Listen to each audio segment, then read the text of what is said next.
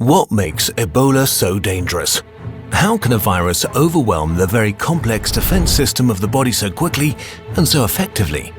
Let's take a look at what Ebola does.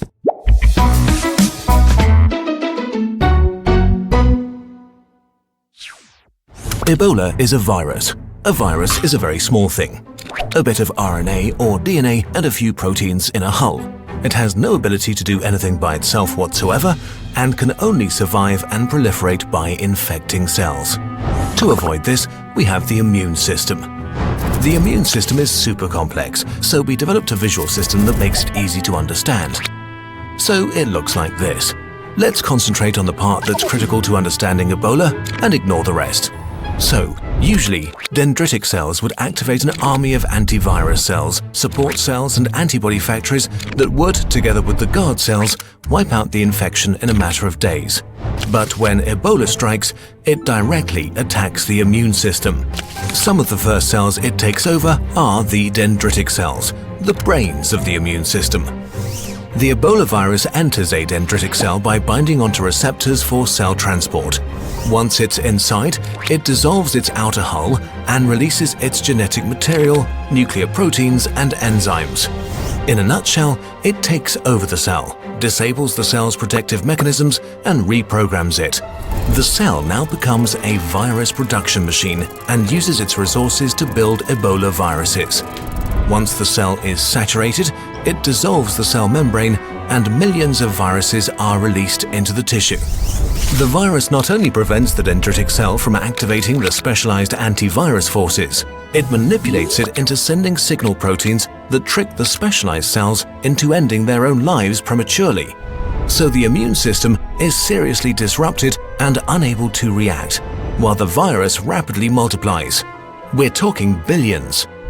There are cells that should deal with infected cells, the natural killer cells.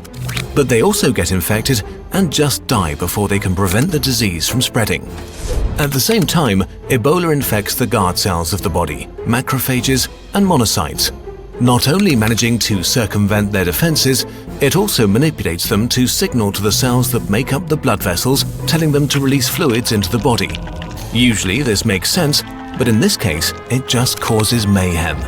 All over the body, neutrophils are activated, awoken by the virus and the macrophages' signals. They're not very effective against viruses and should not be involved in this fight and begin to do lots of stuff they shouldn't do.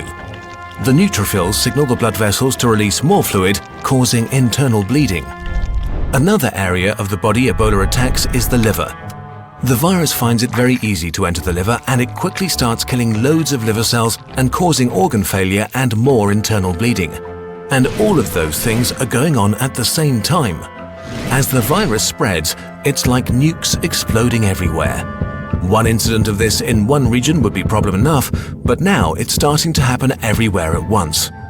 All the mechanisms the immune system has evolved to handle infections work against you, and the virus continues to spread and finally begins to infect more and more body cells while the body desperately struggles to stay alive. In a desperate last effort to turn the tide, the immune system launches a cytokine storm.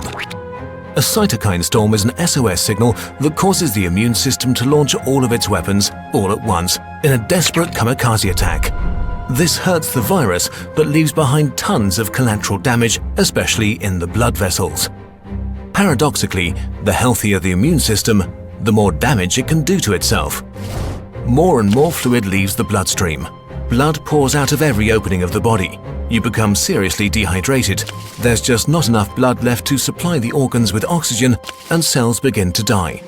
If you reach this point, the chance of you dying is very high. Currently, 6 out of 10 infected die from Ebola. Wow. Okay, Ebola is nasty. So it's time to panic, right? No, not even close. The severity of Ebola gets papers sold and YouTube videos shared, so everybody is talking about Ebola. But currently, the only way to get infected by Ebola is to come into contact with the bodily fluids of a person who shows symptoms or from an infected bat. So, just don't do that. Ebola has killed 5,000 people since June 2014. The common flu kills up to 500,000 people each year. Malaria kills up to 1 million each year, 3,000 people every single day, 10 children since this video started. So, even if Ebola is terrible and scary, don't let yourself be scared. The most infectious thing about Ebola is the media hype around it. You could learn a bit more about the immune system though.